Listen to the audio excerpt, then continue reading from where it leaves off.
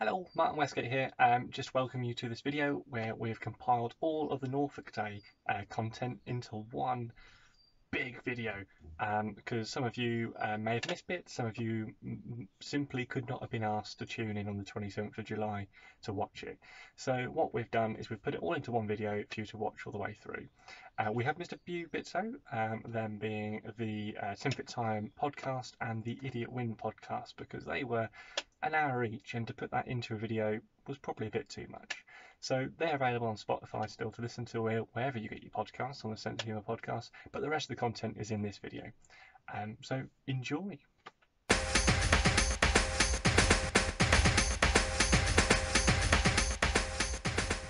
Halloween in Anglia Square. Halloween in Anglia Square. Halloween in Anglia Square. That's always Halloween in Anglia Square. Just come back with this. Running COVID, don't worry about that cough. Just going to put it in the old laptop. I'm very excited about this. Very excited. There we go, let's put that in. Let's press play. There we go, let me just press play there. There we go. There we go.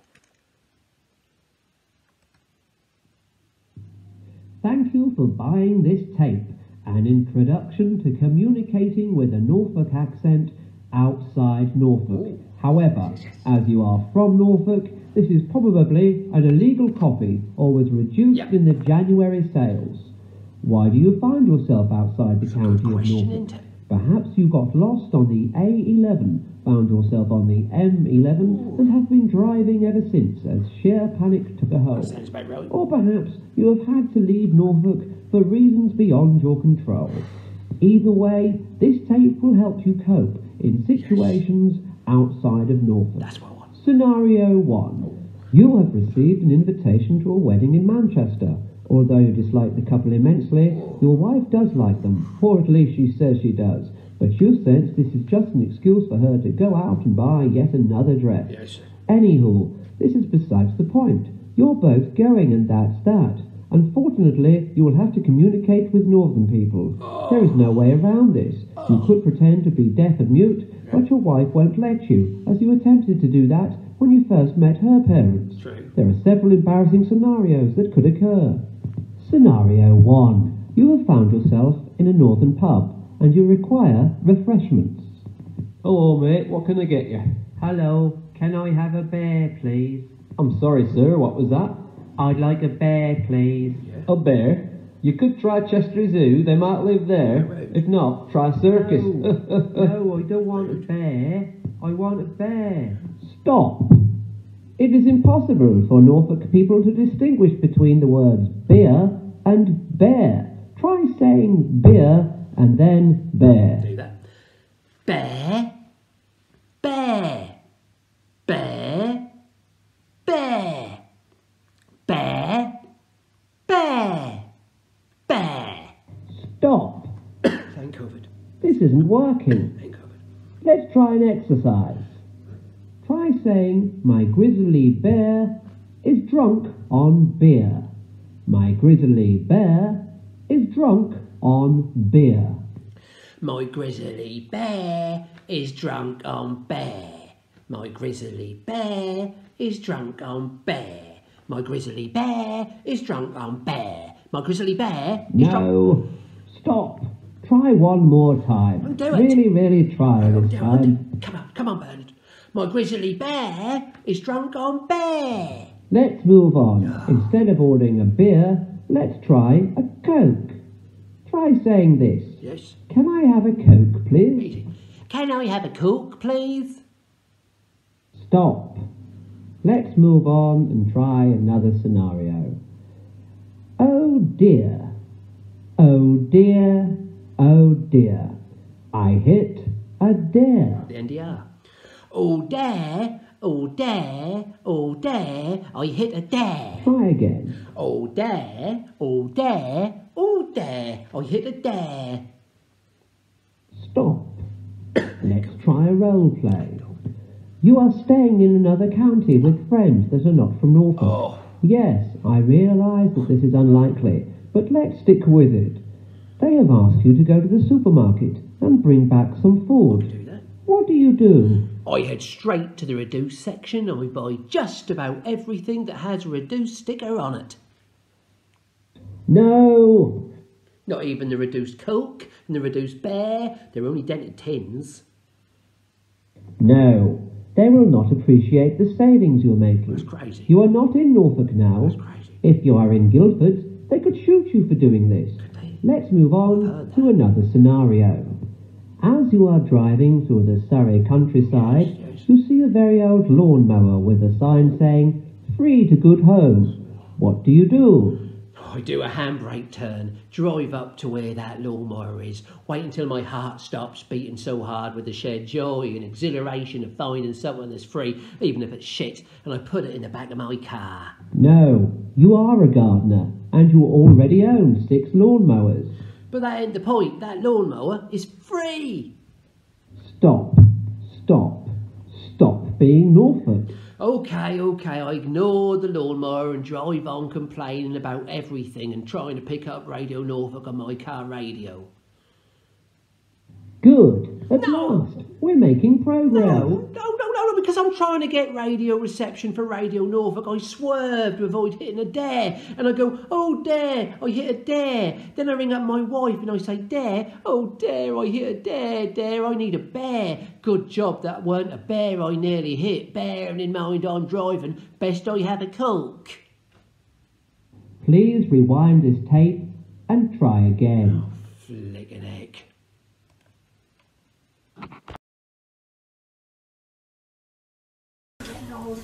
So I'm assuming most of us live in Norwich. Norwich, the fine city. I don't know if you realize this. Currently, right now, we have 2 working full Primarks. We're not exactly a fine city anymore. Going down the shitter, people.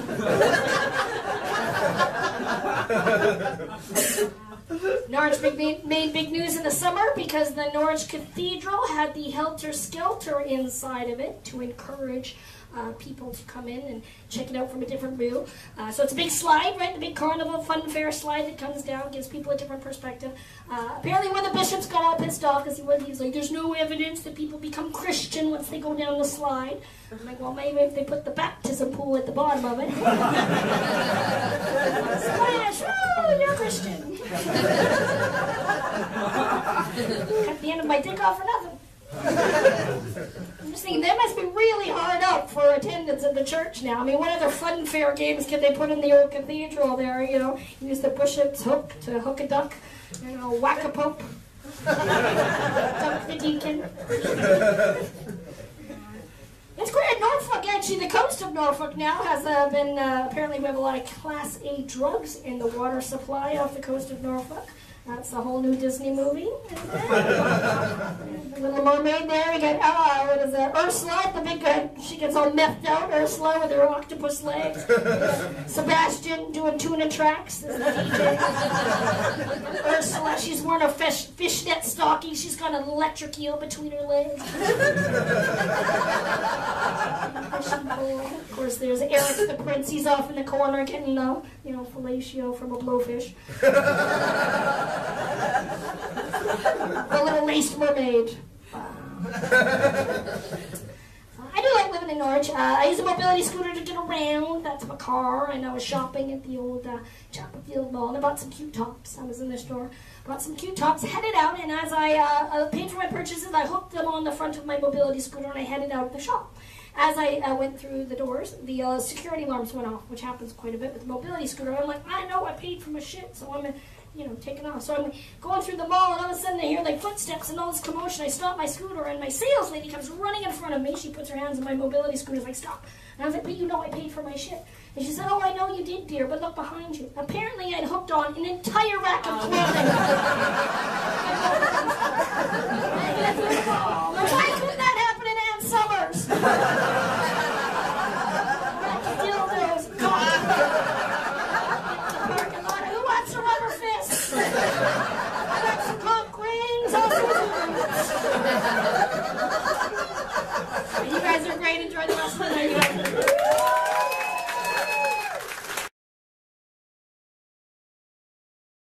Hi, happy Norfolk Day, everybody. I hope everyone's having a great day celebrating Norfolk Day. Didn't even realise it was a thing, but apparently it is. So, happy Norfolk Day. I hope you're all vigorously celebrating, unless of course you're from Suffolk, at which point I would kindly tell you to fuck off and grab your own day. But please make it a different date so you don't start some inter-county warfare where we chuck rocks at each other, try and rediscover how to make fire post-coronavirus, and probably share our family trees and realise that we're all related anyway. Not that I can really talk about that, because I probably class myself as a refugee to Norfolk because I fled over the border when I was 7 from London.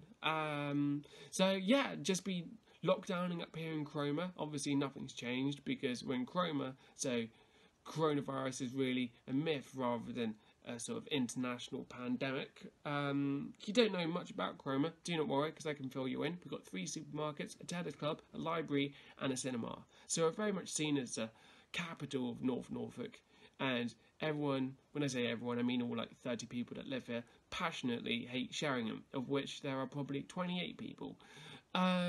So I've been doing some research for Norfolk Day, and I found out that Norwich at one point was vying to become the capital of England, which is mental, really, to be honest, because the only thing that Boris Johnson and his cabinet are really lacking are obviously broad Norfolk accents to really drum across their well thought out plans and points and all of the rest. That is my attempt at satire. I don't really know if it's possible anymore during lockdown, but the whole thing, it's crazy. But yeah, so it's pretty cool. I'm still a comedian, been doing online gigs, which are absolutely soul destroying because you have to mute the audience in order to talk to them. So you can't really hear anything anymore. But I hope you have enjoyed this clip for Norfolk Day. I haven't really got a huge amount to report because I have been literally living in a field for the last 3 months, or 115 days, or however long, nearly 4 months, isn't it crazy? Anyway, the only thing that has happened is I got a celebration at McDonald's the other week and got my food, and my head was turned, right, if you can see, my head was turned like this way. I've got like long hair, and then they said, "Here you go, madam," only for me to turn around, and then they were like, sir, and then they sort of double checked again and were like, "I'm not sure." So I don't even know if I'm a man anymore, and neither does McDonald's. So I hope that little anecdote has provided you with some joy, and yeah, you know, stay safe, everybody. Make sure you wear your 12 feet of plastic and hazmat suits if you so much as look as another person. And yeah, see you on the other side. Take care. Like, I'm from Colchester, which is famous for Boudicca burning Colchester Castle to the ground, which in itself is quite Essex. But like, I feel like for her to be famous today, she'd have to be like 90% more petty.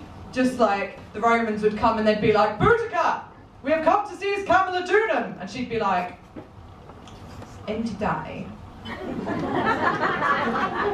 I just feel like if you're going to come in here and siege my town, that just says so much about you, doesn't it? Obviously, she's so out of order." Hi, I'm Trish. I'm Cornelius.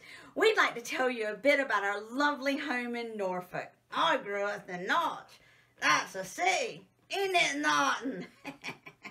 I grew up in North Carolina. Norfolk's quite flat. Flat? We live on the top of a hill. It's not flat. Cat's Hill. Exactly, so it's not flat. Oi, you don't have to talk a lot of squid. You can see the top of Cat's Hill in that film, Fighting with Northanger. Oh, I know that movie. I saw it on the plane. Cat's Hill is named after Robert Cat. He led a rebellion till he started messing with Grit Yarmouth. Okay, well, we don't have much time for a whole history lesson. Slow you down, girl.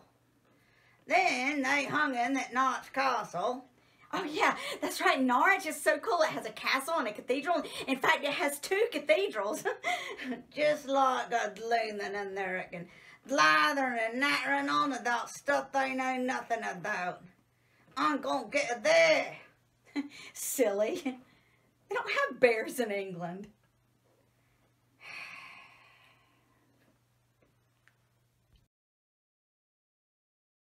Doctor Who. The Attack of the Dialects. We find the Doctor and Graham in the TARDIS, in distress. Sound effects to imply... Oh, shit. Bugger, we sacked them all. Fuck. Find the Doctor and Graham, TARDIS, distress. Woo, woo, woo, alarm noises. Quick, Graham, pull that lever. No, the one that looks like a suspicious-looking carrot. I am pulling it. Pull, Graham, pull. Bong. Oh, no. Bong. Cloister bell. Bong. That means we're crashing into the unknown.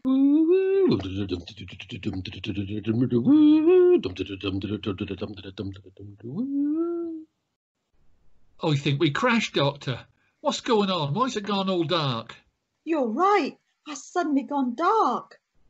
You got a light, boy? What? You got a light, boy? Whoa! I don't normally speak like this. Ooh, flashy, flashy, woo, woo, woo, whirring sounds.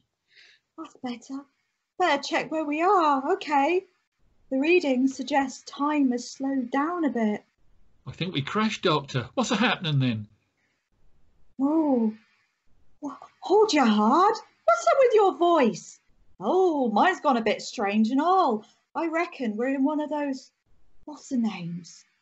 Oh, you know, a parallel universe. What's that? That's a universe, which is like our own, but a bit different. Like? God blast me, don't they teach you nothing at school no more? Like traffic lights are blue and white. Scum. And Donald Trump, he never got elected. Fake news. And we started speaking in Norfolk accents, don't we? Norfolk? As in Nelson's County? That's the one. No. That's not it. Simple, hint it. Just being in the universe won't affect us like this. There must be something else going on here. Doctor? We're still in our world, our universe, but someone is mucking around with the TARDIS translator circuit. And the chameleon circuit? What? Well, that's a great big turnip, isn't it? Yes, we have to be in Norfolk now. Oh no, you know I suffer from dialectal dysfunction. What if I can't keep it up? What if I slip in the West Country? That's all right. If you do, people might think it's just a normal Radio 4 comedy. And real Norfolk people, well, they'll feel clever because they can do it. Win-win, we can coop. But the real question is, who's done this and why? Doctor, exterminate, exterminate. Doctor, that's your arch enemies, isn't it? That's the Daleks. Incorrect. We are the Norfolk Daleks. Exterminate, exterminate. That's right. They're close cousins to the Daleks. Too close, some might say. But look here, Graham.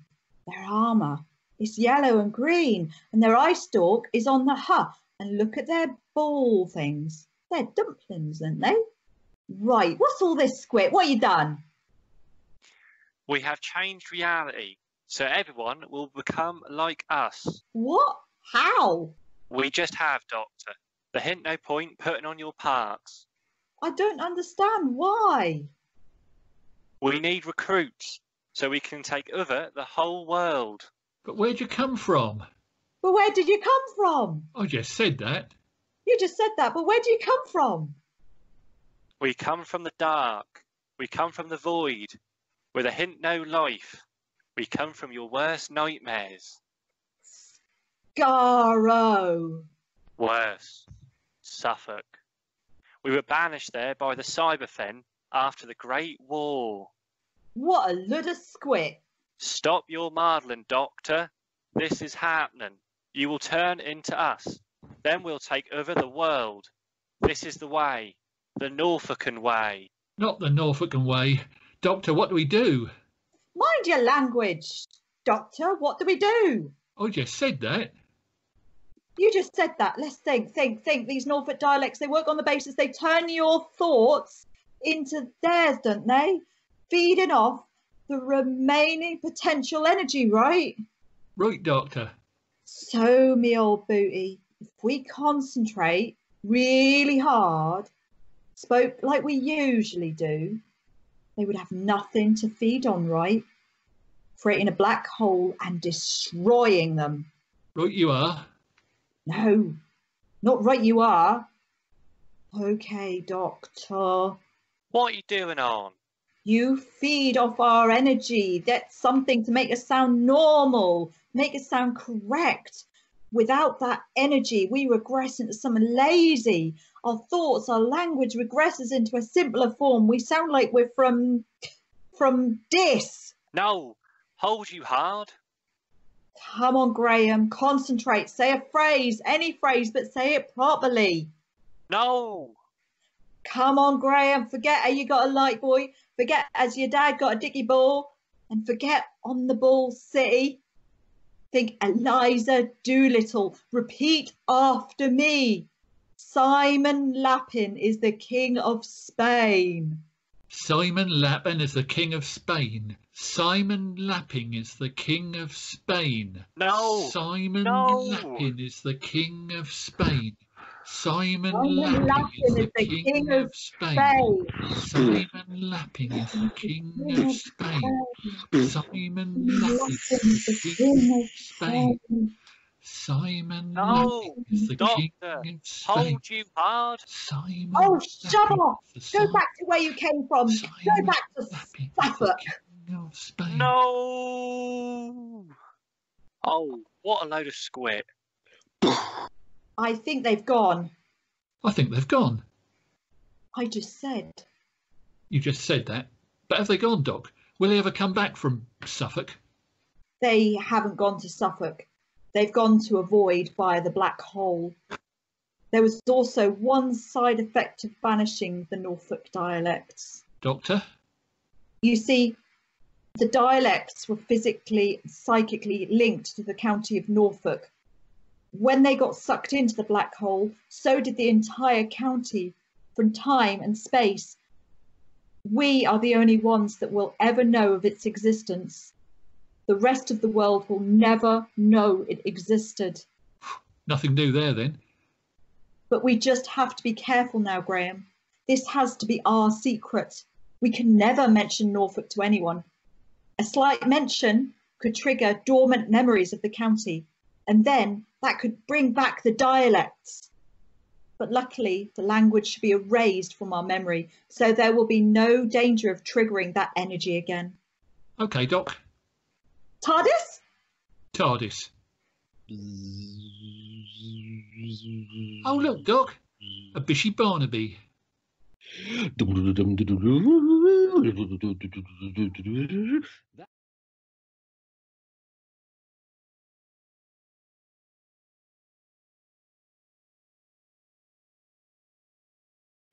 That's not the only dating thing I tried to go on. I tried to appear on a dating show called Take Me Out.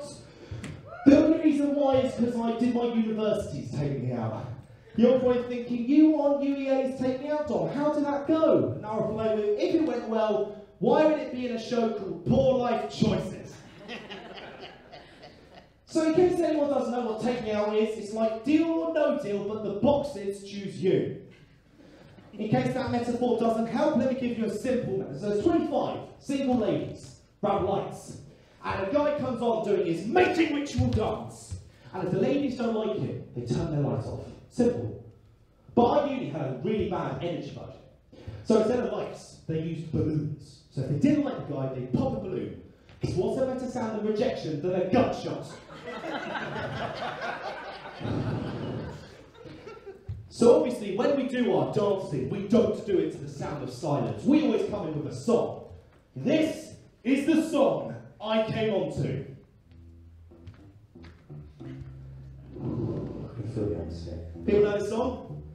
Seven Nation Army by the White Stripes, one of my favourite songs. Let's start some clapping, come on! Woo! And where's country? Yeah!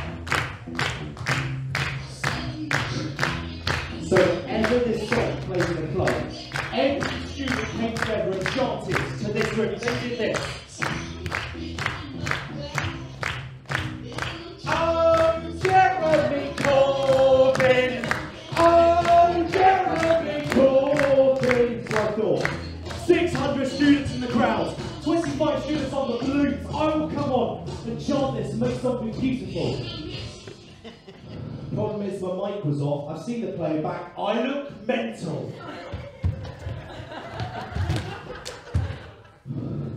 All the balloons went. I just thought they all voted Tory. But it wasn't all bad news. There was a cake sale because it was for charity. They gave me a cupcake because they felt sorry for me. All the other guys, they got girls. They didn't get cake. I think I won. Probably why I got rejected anyway. Also, when I did take me out, I didn't wear my glasses. Because I got told I looked better without them. I know, rubbish. And whenever I go out clubbing, I never wear my glasses. Because they're my only pair. I don't want to damage them. So whenever I go out clubbing, I've been recognised as the failure on Take Me Out. But whenever I've worn these, I've never been recognised. It's like a Clark Kent Superman disguise. Except my superpower is embarrassment. Pride.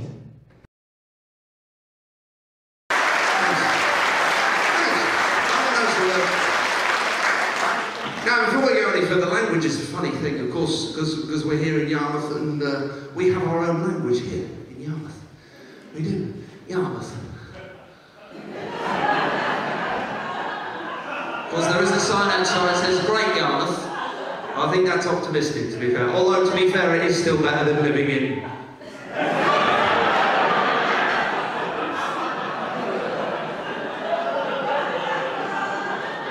See, I've lived here for 15 years now, but it took me a while to get used to the lingo. Because my favourite word in Norfolkese, I think that's the right term, my favourite word in Norfolkese is this word, oi boy. Well, now this can be used in a number of ways. We'll start with the standard Norfolk greeting, which is this one. Ha, you're, oit boy. Hi, you're, oi boy.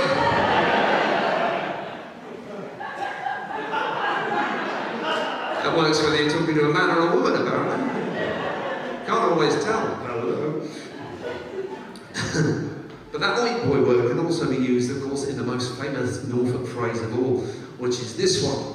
Hey, go on, oi boy. Hey, go on, oi boy. It's a hit for the singing postman, that one. Not postman, postman. Yeah, it's a different thing. You wouldn't want him delivering the mail, would you? Here comes the postman. It was a hit for the singing postman. Because we have different vowel sounds. There's no U sound in Norfolk. No U sound. It's always oo. So instead of a Q, you get a Q. Instead of a few, you get a foo. Which means something else to me. Of course, tonight I'll be performing some music. Of course, we've got different days of the week here even.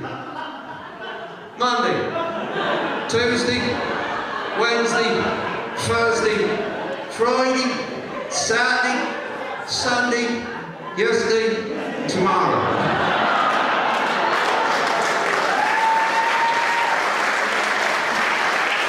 The lazy speech that gets me, there's a lot of lazy speech around here, because I was dragged up copyright. The lazy speech around here is shocking, because instead of do not or don't, they say this. Don't. Instead of would not or won't, they say this. Instead of should not.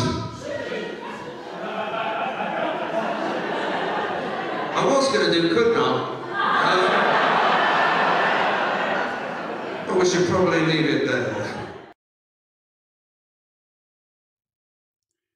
Greetings and happy Norfolk Day. Or is it Merry Norfolk Day? Although perhaps being us, apathetic Norfolk Day. So how will you be celebrating? A cheeky mustard dumpling? Perhaps a pint of Lord Nelson ale? Or if that's too much, maybe wrestling with a half Nelson. And not just a day, but a whole weekend of inactivity. I saw an advert for a manor house that was opening its doors to the public, and its claim to fame was a fully working moat. In which case, no one will get in. You may want to go swimming as some pools reopen. Someone asked me where I was most comfortable in swimming pools. I said, depends. Maybe you fancy a visit to the Norfolk coast. I was at Horsey Gap the other day to see the aquatic mammals. Now, there are two types. The ones painting the wooden groins are Ron seals, and the ones in the toilets are the Privy Seals. Walking back along the beach, I found this really large shell, and when I put it to my ear, I could definitely hear shouting from the bomb disposal guy. Inland, of course, Norfolk has some great waterways to explore. I once put out with a girl who lived on a boat on the Broads, but she was hopeless at tying knots. I was on the towpath a couple of days later, and true to form, she'd really let herself go. Watery substance, saliva, mucus flow, electrolytes. Oh, sorry, I'm talking drivel. I do find sucking a sweet helps me concentrate, but the wife tells me off for licking the furniture. In common with a lot of people, I had a birthday in lockdown, and although I'm getting older, I always say 60 is the new 30. But not apparently if you're driving through Norwich city centre. And I was angry yesterday. Broken jump leads. Don't get me started. And the traffic is back to manic levels. I was driving in the outside lane of the A47, 70 miles per hour, just about to move back, when this hearse zooms past me on the inside lane. Honestly, undertakers. They'll be the death of me.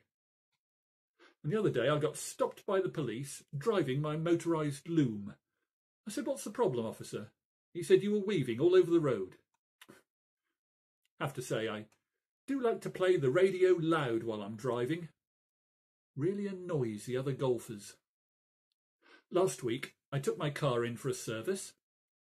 Somewhat startled the vicar, but he was very good about it, though. He read it the last rites, and we sang "The Day Thou Gavest, Lord, has ended." I'm occasionally asked if I'm religious. I say no, definitely not, and I pray to God it stays that way. Although I did have a cousin who was a verger. He wasn't a cleric, just a very erratic driver.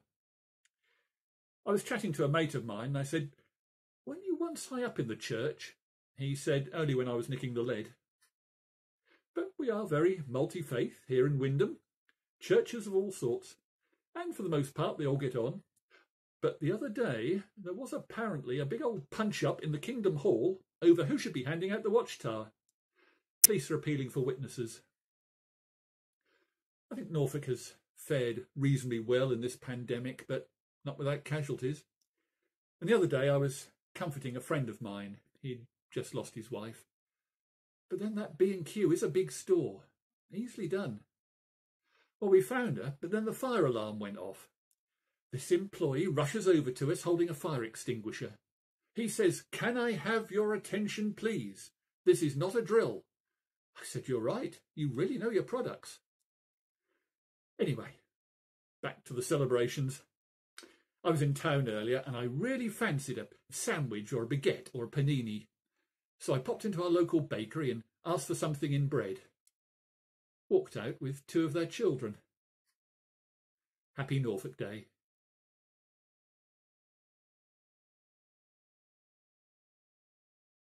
This is a party political broadcast on behalf of the Norfolk Independence Party, or Nexit. I have ambition, and this ambition goes beyond trying to get an extra day's wear out of my gussets. I have ambition for Norfolk. I believe that Norfolk deserves to be a separate country. We need to take back our trowel and build a better, stronger Norfolk. Now, our independence campaign is the best one in East Anglia. Essex has Exit, Cambridge has Kexit, and Suffolk shows its lack of class with Sexit, which is the Suffolk idea of wholesome family fun. So, do I have a plan? Yes, I have a plan.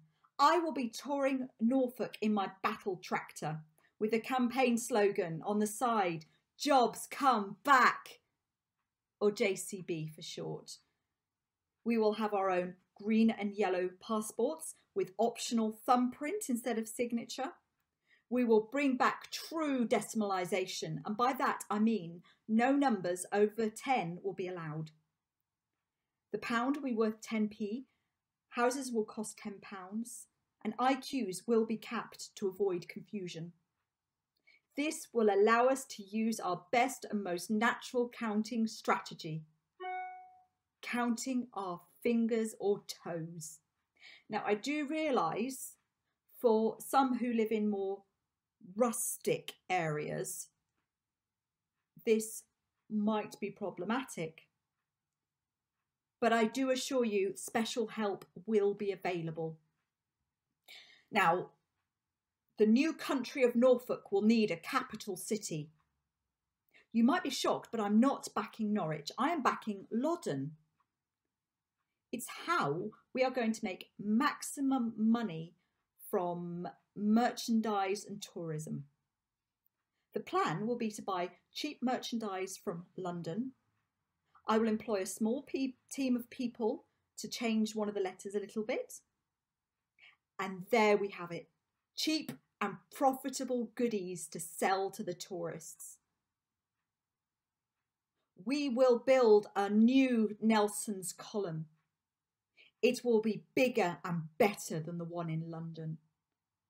Norfolk is Nelson's county, and we need to be able to hold our head up high and say that our one is bigger than theirs. There's even the potential for tourist attractions. There is a river in Loddon, so there must be a Loddon Bridge. And we can have our own nursery rhymes. Loddon Bridge is falling down, falling down, falling down. Loddon Bridge is falling down. It was made in Suffolk. We could get different primary school classes to build the Tower of Loddon each week, maybe in Lego or papier-mâché. We could tell the history of the Tower of Loddon.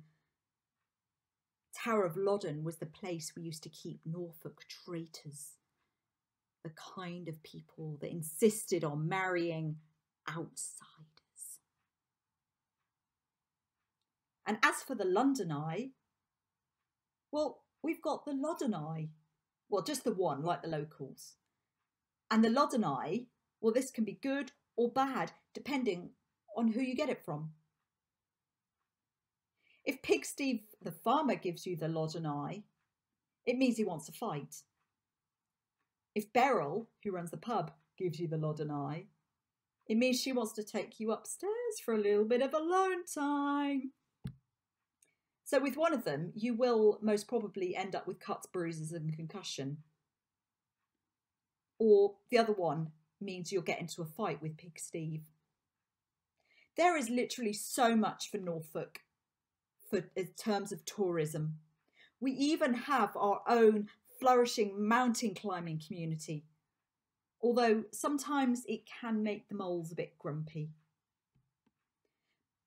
We do need to make sure, though, that only the right people move to Norfolk, so there will be a language test.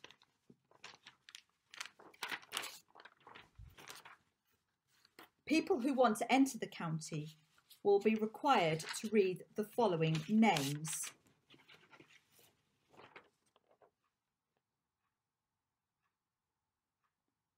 Haysborough,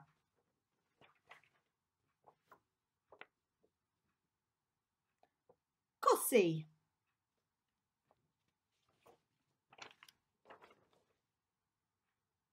Wyndham.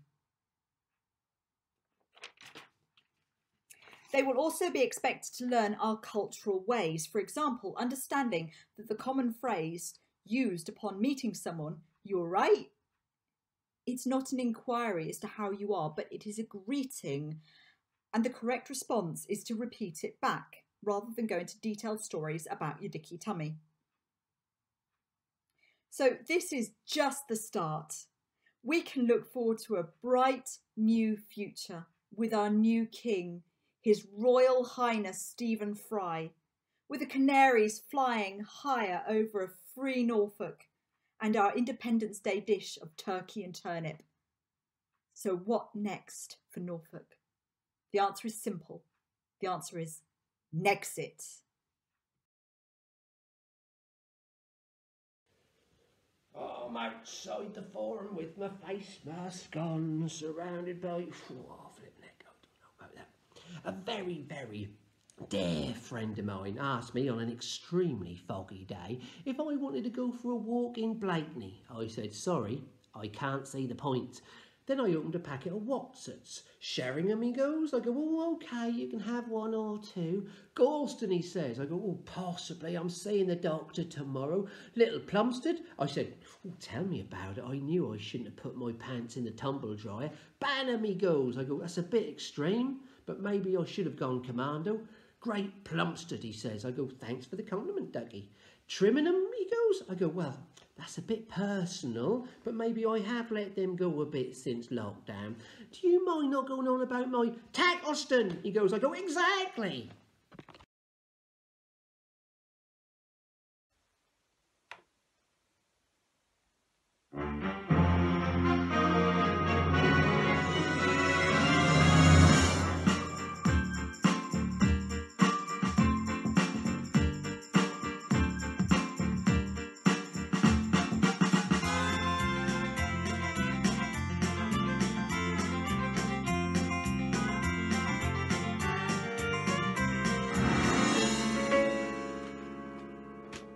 Happy Norfolk Day.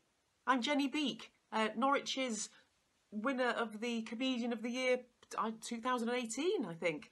I'm in my pretty funny studio here in Norfolk. I live in a village in Norfolk. It's about halfway between Kings Lynn and the 1950s. So pretty funny is some of the gigs that I run. I'm not pretty, I'm not funny.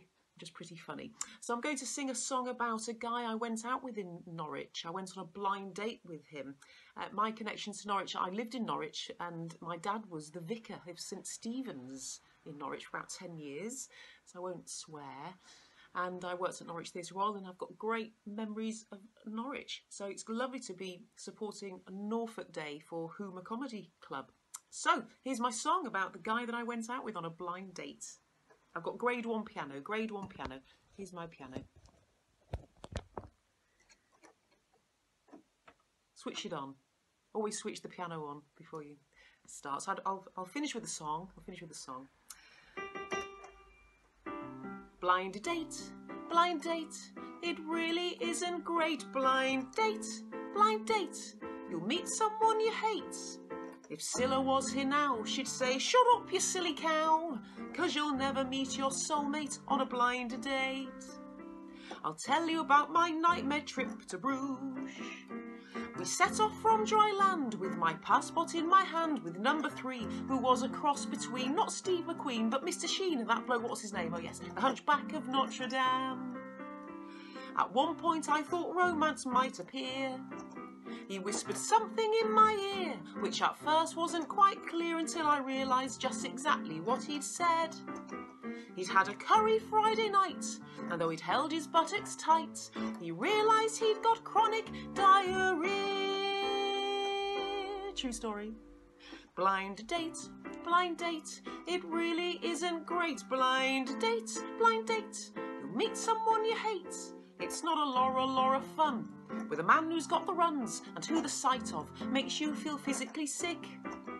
When he opened his mouth to speak, I'd get a sudden reek of poppadoms, onion, bargees and garlic. Blind date, you'll meet someone you hate. I should have realised it was a nightmare from the start. Number 3 was not the man for me, not even if he'd got down on one knee. In fact, he's just a total fart. Happy Norfolk Day, 27th of July, 2020. Have a great day. Bye. Anyway, good evening. How are we all? Right, can you cheer if you're not related to me? Thank God I have left Norfolk.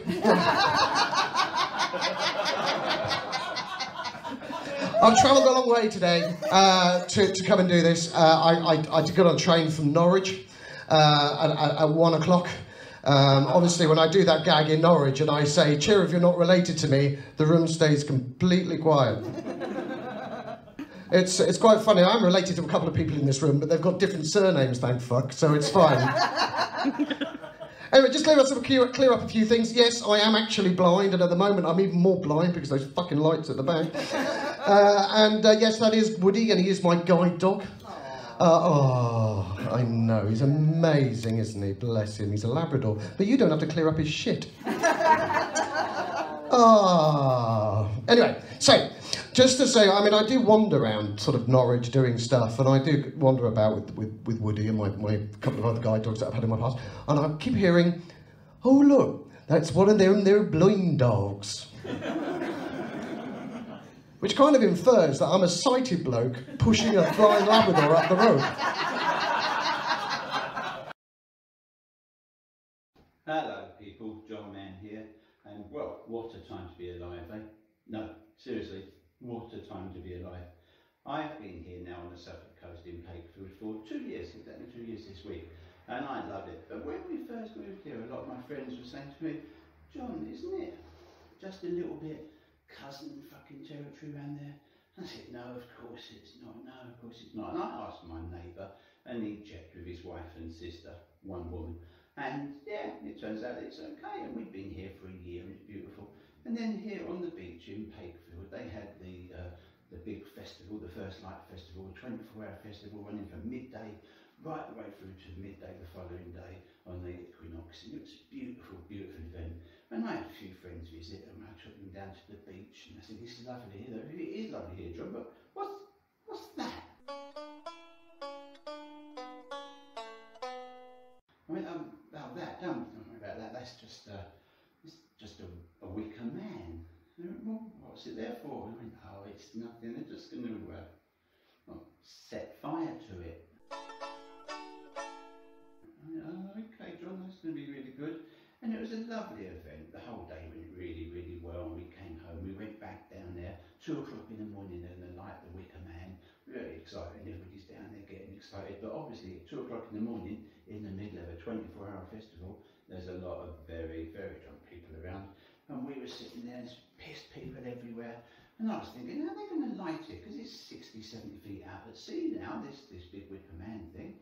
And I thought, oh, you know what's going to happen is the Coast Guard will turn up. They turn up at lots of events. They're going to come in on a boat. They're going to set fire to it, scoot off. This is going to be really exciting. There's no sign of the Coast Guard. And this bloke walked past us with a big, big bag of bows and arrows. And I thought, oh, this is going to be awesome. What's going to happen now is the Lowestoft and Galston Archery Society are going to turn up. They're going to get their little arrows. They're going to fire at the wicker man. It's going to be very exciting. No. This bloke, who's just as pissed as everyone else, starts handing out arrows to people, going bow and arrow anyone, bow and arrow anyone. People are setting fire to these arrows, firing them all over the place. In the end, the blokes had to ask them, towards the sea, please, ladies and gentlemen, towards the sea. They eventually keep them missing. He gets one, shoots it into the middle of this thing, it sets fire, everybody cheers, they sit there all night celebrating the death of the wicker man, and Lowestoft wakes happy again the next day. Do stay safe, do stay well. Good night.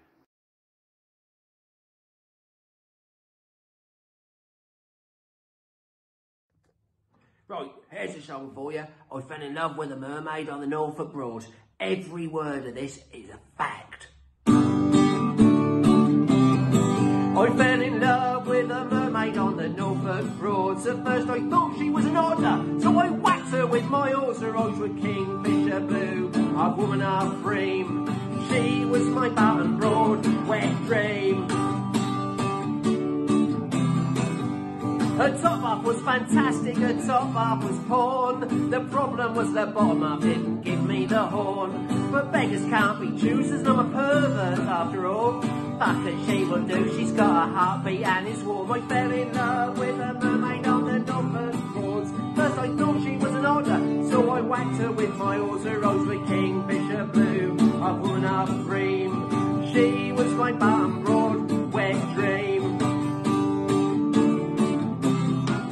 When we made love it was horning, and she gave great neaters head that weighed me to the wents and was our conjugal bed. She took it up the higgling, but the best one of the lot was when she shoved her fist at my Galveston lock. I fell in love with a mermaid on the Norfolk Broads. At first I thought she was an otter, so I whacked her with my oars. Her eyes were kingfisher blue, half woman, half dream.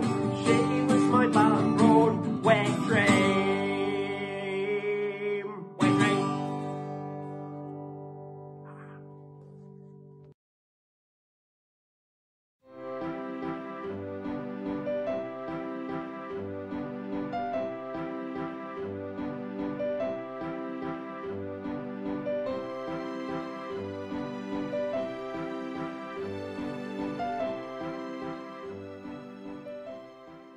Norfolk Day? What the fuck is Norfolk Day? I didn't say I'd do anything for a third. Oh, hello. Ha! Welcome back. I've just been politely involved. I'm telling them I'm doing it. Shut up. I've just been reminded that I said I would do a nice little reading for Norfolk Day. Here at Hooma Comedy, we wanted to mark Norfolk Day with comedy. Because Hooma Comedy, Norfolk, they kind of go together. I didn't know there was such a thing as Norfolk Day. Turns out it's a family fun day. Hey. But yes, so we decided to read a book. Now, obviously, I had been reading to the nation. We'd done Wolf Hall, and then I'd stopped because, well, it all got a bit much, and the mental health took a tumble, and I decided to, fuck it, I would just sit on the sofa doing something far more productive, like watching Star Trek films, which is really good fun, but don't watch Star Trek 5. No. But yes, so we decided we would do a reading, and we decided to read a children's classic, Black Beauty by Anna Sewell, a much-loved children's author who, thankfully, so far, hasn't come out as a transphobic bigot. So call that a win. And this book is not without its controversies, of course. When it came out, certain publicans in Norfolk got very upset about the fact it was about a black horse. Apparently all horses matter.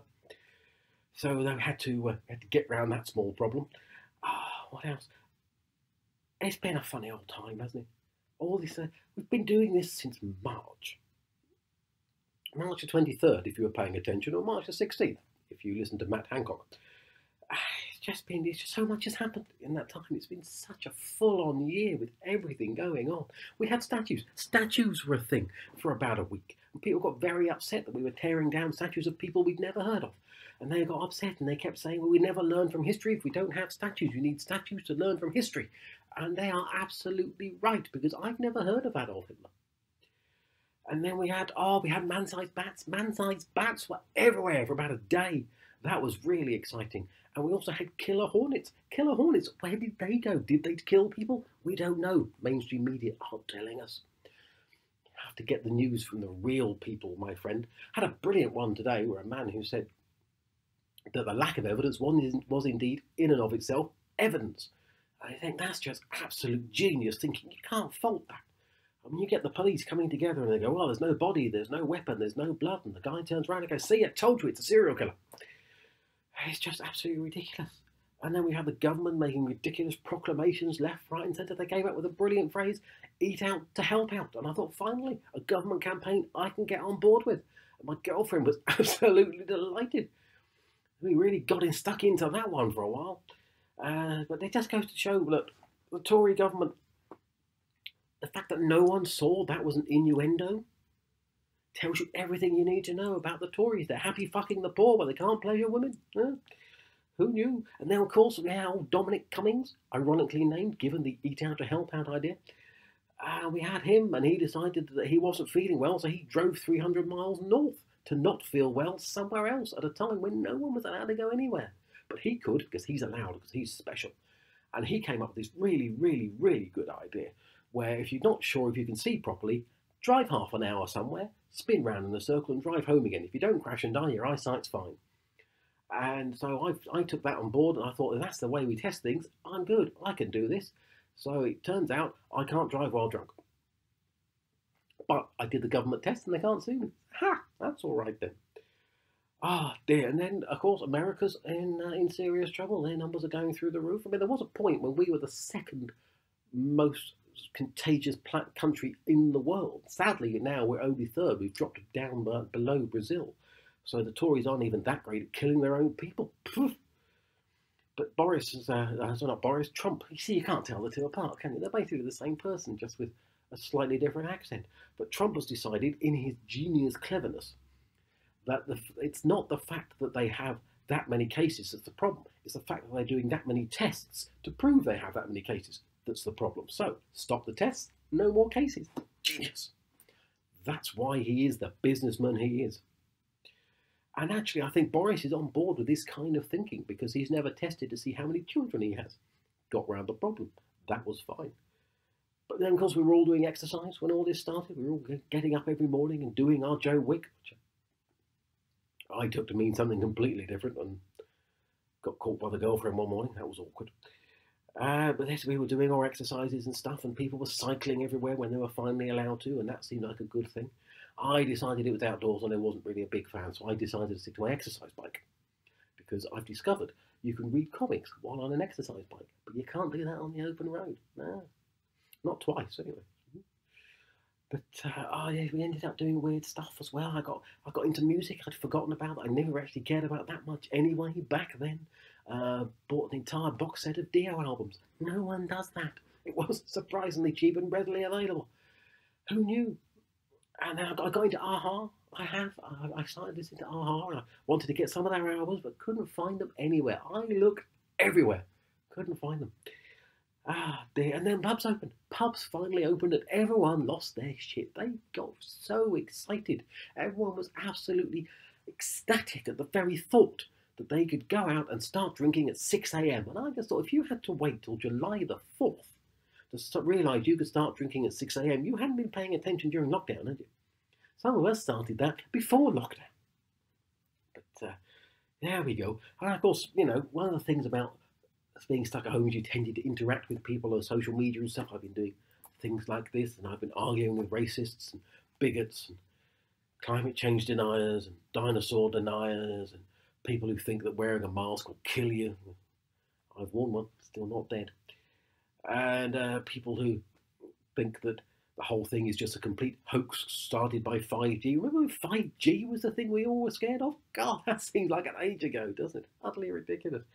But yes, I spent a bit of time on Twitter recently. It hadn't been there for a while. And you know what? I discovered I've been blocked by Kay Burley. So, this year isn't a complete bust.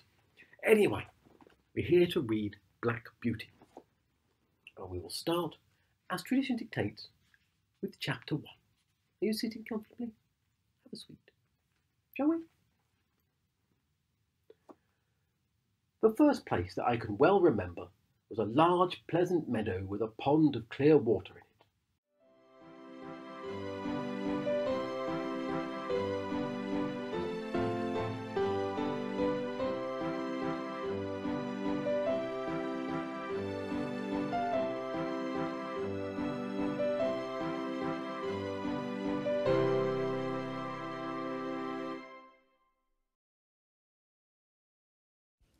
Hello, how are you getting on? This is my A to Z of Norfolk and Norwich. I'm a Norfolk boy and I love the place. This is my celebration of Norfolk and Norwich. I have left the county a couple of times. I had to go to Beccles once, and once I went to Ipswich, but we don't want to talk about that now. Some of us have a bit more time on our hands at the moment, so I thought I'd share this with you. So if you live here, if you've been here, or if you're thinking of coming here once we're all up and running again, and take a look, and I hope you enjoy. So a good place to start then is A. I can hear a few of you going, I bet it's Hakel, I bet it's Hakel. Sorry, but it's not. I know it's a lovely little market town, but it's not the one. I have read that in the Damgate Walk you sometimes see a kingfisher who's known locally as Henry. I no idea if this is true or not, but if any folk out there could confirm this, that would be nice. Is it the A11? Is it the A11? No, I'm sorry, it's not the A11. That's a lovely road, especially since they dulled it, but it's not the A11. So what's A for then? As for a phrase, I'd round these parts quite a bit. And that phrase is, are you right? And it means just that. Are you right? I don't require an answer. You can say it fast. Are you right? You can say it slow. Are you right? Either way, it's a beautiful saying. So if you're still watching, are you right? Now, Norfolk is a great place, full of great people, with a great accent. And you haven't really experienced Norfolk until you've had a karaoke night in Norfolk. Do a little dance, make a little love, get down tonight, get down tonight. Do a little dance, make a little love, get down tonight, get down tonight. This man said, ask Grissom that someone so handsome should care. Ah, ain't no particular sign I'm more compatible with. I just want your extra time and your kiss. You're born and raised on a playground where I spent most of my days, chilling out max and relaxing and cooling and shooting some b-ball outside of the school when a couple of guys who were up to no good started making trouble in my neighbourhood. I got in one little fight and my mother got scared and said, "You're moving with your auntie and uncle in Wyndham."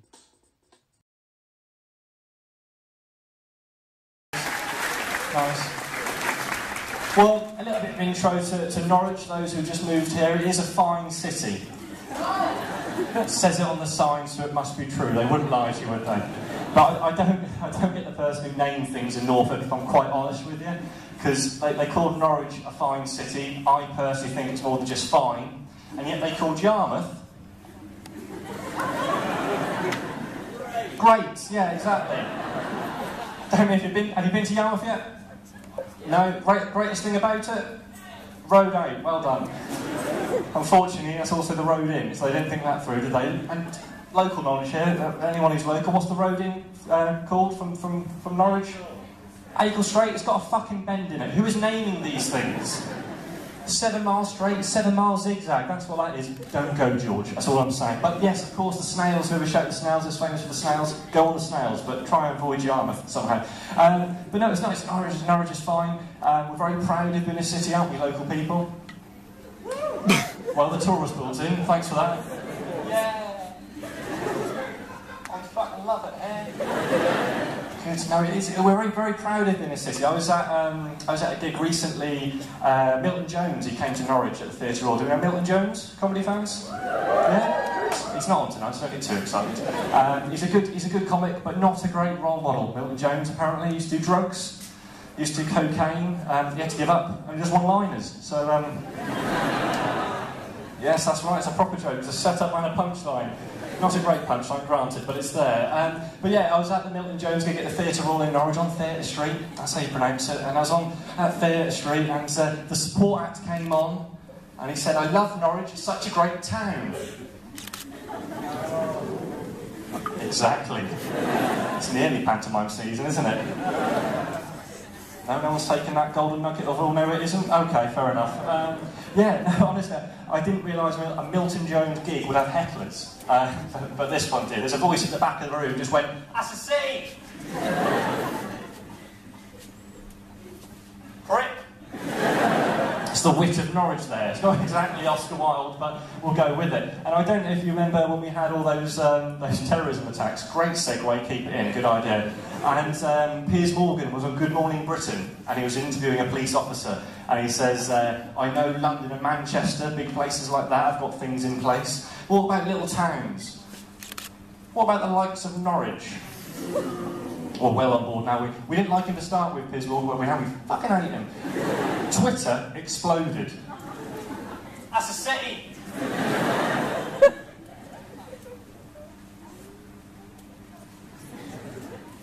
Who said prick?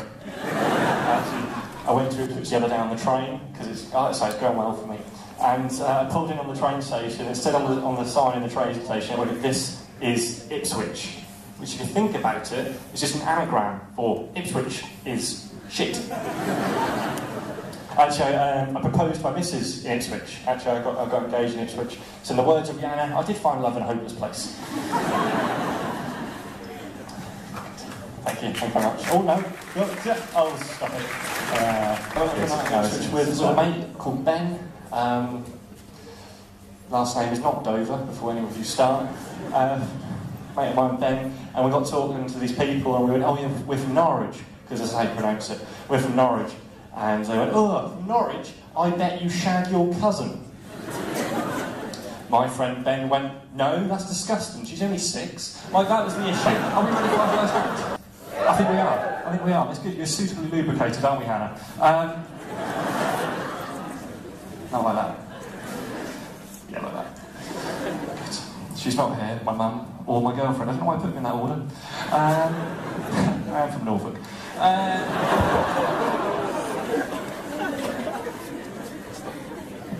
So, those who don't know Norwich, it's famous for 3 things, of course. Famous for 3 things. Famous for mustard, Alan Partridge and inbreeding. I did that joke recently in a pub in Norwich. A little old woman sat in the corner. I was ready for the list. I went, mustard? She went, oh no, not anymore. Alan Partridge? Yeah, I suppose. And inbreeding? Oh yeah, we've still got that one, haven't we? That's the last time I invite my nan to a gig, it really is. What's she like? Well, that's a rum old do, isn't it? That's a flickin' rum old do, I tell you. Oh, so I'm on the phone with my mate who lives the other end of the NDR to me. That's somewhere exotic, like San Moritz, Saint-Tropez, what's it called? Oh yeah, Drayton. He goes, why don't you ever get to mine of an evening for a game of pool? I said, well, that's because I can't get to grips with the NDR, boy. Every time I set off, I crash into one of them flicking roundabouts. He says, that's ridiculous. So I say to him, well, give me some advice. He says, make sure your tyres ain't worn. Get new tyres. So I get new tyres, but I don't make it to his. What happened, he says, when he rings me up the next day? I say, I crashed into a roundabout with a massive black wicker horse in the middle of it, I tell him. He goes, that must be your brakes, boy, that must be your brakes. Get new brakes. Yours must be worn. I tell him he might be onto something there. But the next week, with new tyres and new brakes, I crash again, straight into a flicking NDR roundabout. He goes, right, you got new tyres and new brakes. You head off to see me at night. That must be your lights. I tell him that, to be fair, they might not be the best. And I get new lights. He goes, right, I'll rack up the balls, set off now, and I'll see you in a bit. I get his via the NDR. What took you so long, he goes. That's been an hour since you set off. I said, well, I took your advice, and it worked. I got new tyres, new brakes, new lights, only this time I had to stop. He goes, what, did you have to call out the AA? I go, don't be stupid, that's a bit drastic, seeing as this time the chain came off my bike. So get this right, I'm originally from Zimbabwe, which means my passport will never get stolen. Someone will steal my passport then run after me like, sir, take your shit back. I lived in Zimbabwe until I was able to swim. I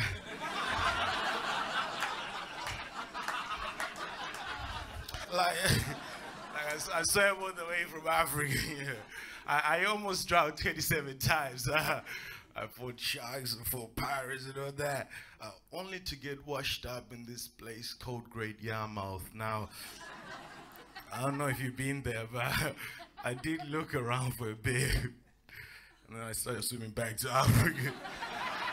I was like, if that is Great Yarmouth, I don't want to see the normal Yarmouth. Can you dig it? Yeah, man, like, my family later on moved to Norwich. We live in Norfolk right now. I asked a girl from Norfolk why she doesn't date any black guys. And she said it's because there aren't any in her family, which is a fair point. That's a tight argument right there. You can't argue. In Norfolk, familytree.com is a dating website. Thank you. Okay, you want one more? Okay, listen. In Norfolk, family tree. Okay, no, listen. Stop it. Listen. In Norfolk, an after-sex selfie and a family portrait are the same thing. Like that's my mother, that's my father. Norwich is whiter than cocaine, man. Like even when I went, even in high school, when the teacher read out my name, she would skip all the other boring names just to get to my name, because, you know, like, sir, what's your name? She'd skip that. That's a shit name. That's a boring name. She'd skip all your names, and then she'd get to my name, and then there'd be silence and anticipation, and all the kids would gather around like a mini staff party, and like the teacher would say out my name like, Nelson Tina Shegomba Komba Junior, Azi Winyama, Nelson Tina Shegomba Komba. And then all the other kids would lift me up like the Lion King. And then they'd all start dancing around me like we never got any work done, which is why I'm doing this job right now. But they start dancing. It's crazy. Like in my high school, there were 4 black kids, but the only people that knew there were 4 black kids were the 4 black kids. Everyone else just thought it was one black kid. Was everywhere. Like Nelson, I've just seen you playing cricket. What are you doing in the science exam? Just seen you at the bus stop. What are you doing, smoking weed? Okay. Listen, one of the 4 black kids was my little brother, and sometimes, like I'd be able to spot his little black head bubbling in the ocean of white Norfolk kids, you know. And I tried to like sneak up behind him, like oh, try to surprise him, like, hey, little brother, hey. And then it would turn out to be a different black kid, and I'd be like, and I'd feel racist, like, damn, they all look the same to me. You're right, everybody. Apparently it's Norfolk Day today. I don't really know what Norfolk Day is. I can only assume that it's a day of the year where it's more acceptable to fuck your aunt than any other day of the year. But still, here we are on Norfolk Day. I'm clearly not from Norfolk, as you can hear from my accent. I'm from Essex originally. Moved down in my early teens with my mum and my cousin. Just the 2 of us, so we thought we'd fit right in. She came down to be a baker because she heard there was a great industry in bread in Norfolk. She got a wires crossed there, unfortunately. And I moved down because I heard Norfolk was the place that you was most likely to get the most sex.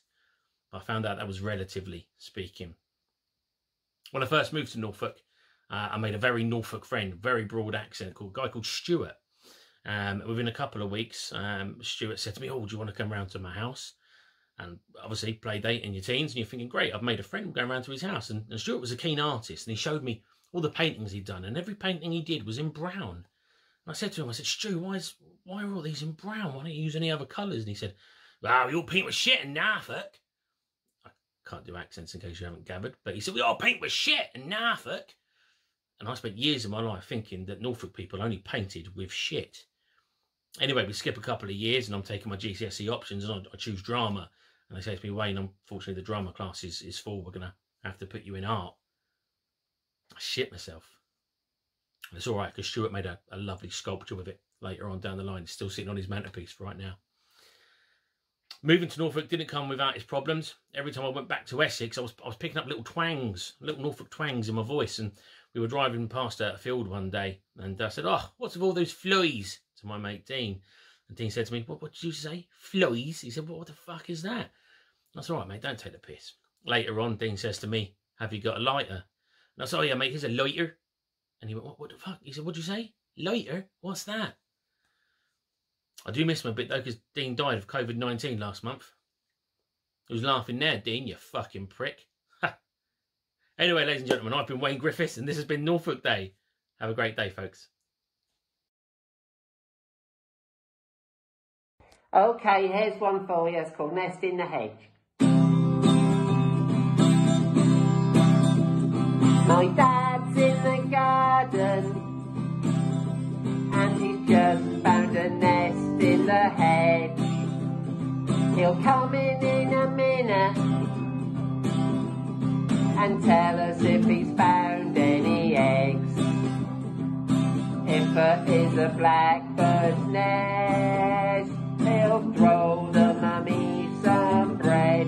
Oh, look at that blackbird, that's getting confident. That popped in the kitchen yesterday. If it is a song thrush's nest, he'll find them some snails instead. Call that thrush like them snails, smack them on that stone. If it is a robin's nest, he'll give it some worms whilst he digs. That robin's been watching me dig all day, and now that's sitting on my fork. And if that nest is a pigeon's nest, he'll smash the fucking nest into big vermin.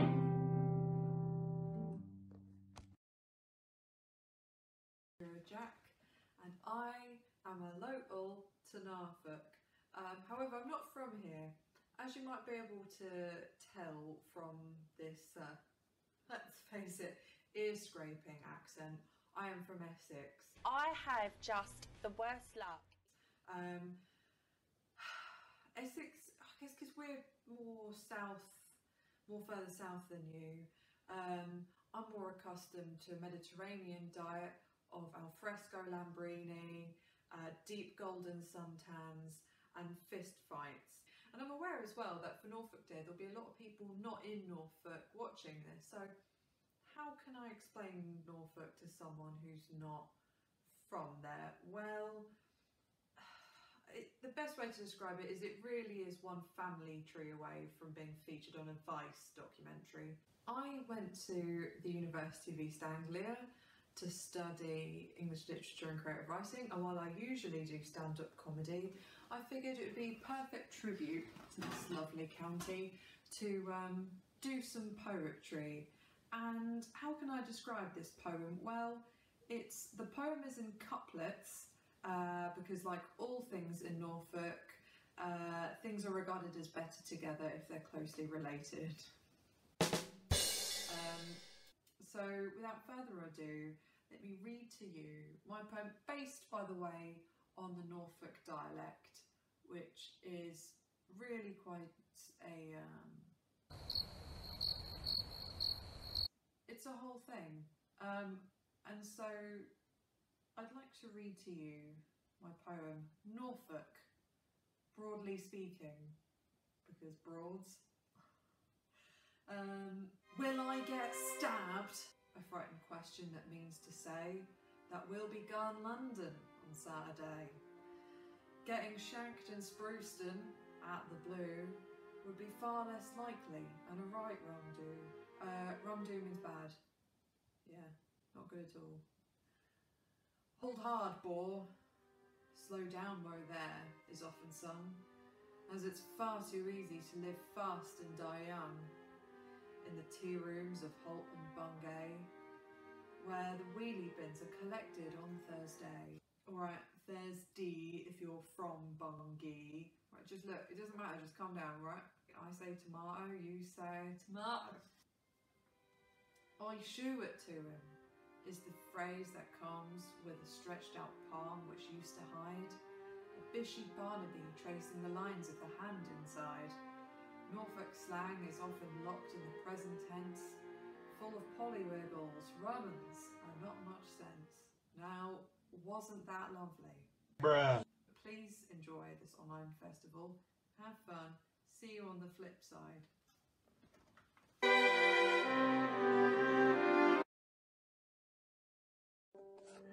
Okay, are we filming? Are we filming?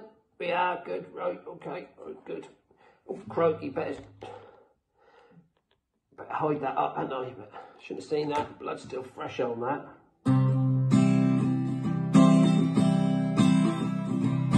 I saw a frog in my garden, green and shiny with webbed feet. I saw it up in my garden and land up on the compost heap. I was looking after my grandson, he'd never seen a frog before.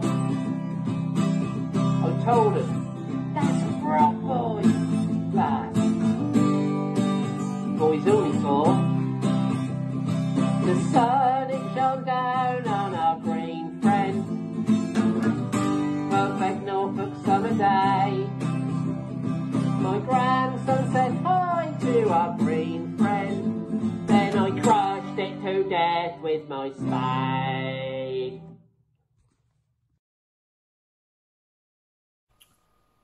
Welcome to day 400 of lockdown with Jimmy Radiger, hosted from my palatial estate.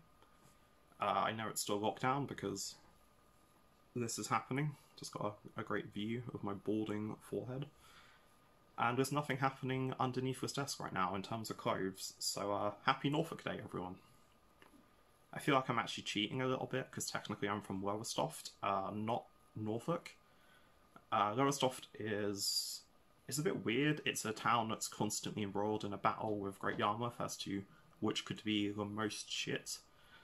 The only thing really holding either together, is the ability to feed off the potential of any young person that steps into the town at this point. One of the rare good things about Lowestoft is that it is actually such a potential hoarding feeder now that it inspires the people who grew up there to try and move out and make the best of themselves. Just a few examples. The Darkness, obviously, famous rock band. They grew up in Lowestoft. Clayton Harrison, popular humour comedian and drug dealer, also grew up in Lowestoft. Still lives there, I think. So that says a lot, if I'm honest. Little Chris, if you remember him. Little Chris, who was on Gene Simmons' Rock School. He grew up in Lowestoft. Actually, feel a bit bad about Little Chris. Never made it big, did he? So I moved to Norfolk properly when I was 15, and one of the things I realised about growing up in Norfolk, it's really tough for young people to kind of like take themselves seriously and be seen as like urban and tough. When you grow up in the equivalent of Middle Earth, you know, you listen to all these cool rappers and urban groups like Stormzy or the Sugar Babes, and they're talking about their experiences of poverty and gang violence, and you want to kind of emulate it, but it's really difficult to because you grew up in a farm somewhere near Sandringham. Your parents probably have some kind of observatory. You had your full force by the time you were 10, and it's really, really hard, and it creates this kind of like weird delusion, which I witnessed firsthand when I went to college. On one of my first days at college, someone looked at me, and like from across the road, and went, "Oi, 4 eyes," and sort of like being the only bespectacled gentleman in the area, I was like, "What?" And the guy who shouted it clearly hadn't got that far in terms of his thinking, because he kind of looked me up and down for like 5 seconds and just went, "Emo cunt." And I was later told that this eloquent heckle was given to me by a member of the Northalshire Massive, a notorious group who were embroiled in a bit of feud at the time with the Wroxham crew, and in fact the Stalham Street Society, if you've run into those dangerous lads. I can only assume they've chosen those names because like the Backstreet Boys or the Jackson 5 was already trademarked. I've been living in Norwich now since I was 21, and whenever people ask me what it's like when I'm on the road, I'm always kind of like, it's alright. I've learned Prince of Wales. Just avoid Prince of Wales. And I can explain this to you quite simply. A couple of years back, I used to work sort of near the train station, and it meant that every sort of few weeks on a Sunday morning, I'd have to walk down Prince of Wales Road and just kind of witness the carnage that had happened the night before.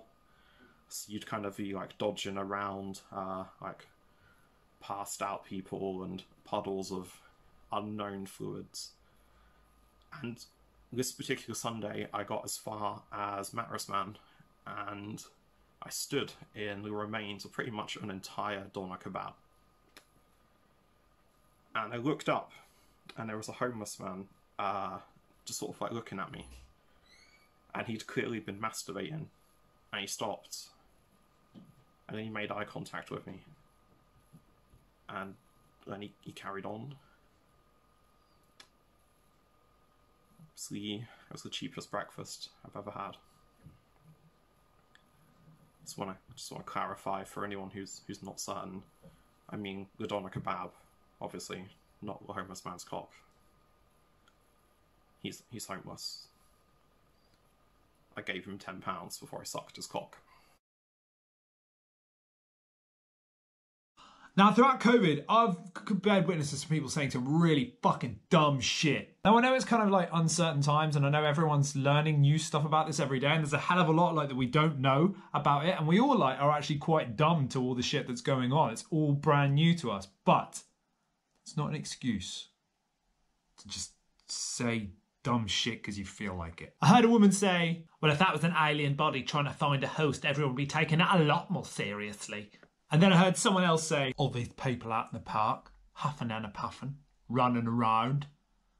That's just dangerous. That's just dangerous. That's spreading the disease. They should be walking. I think there should be a fine for people running around in the park. huffing and puffing their disease around. Now, the only excuse I can think of for people saying dumb shit like that is something that we are famous for here in Norfolk. And that is... inbreeding. Or... family fuck.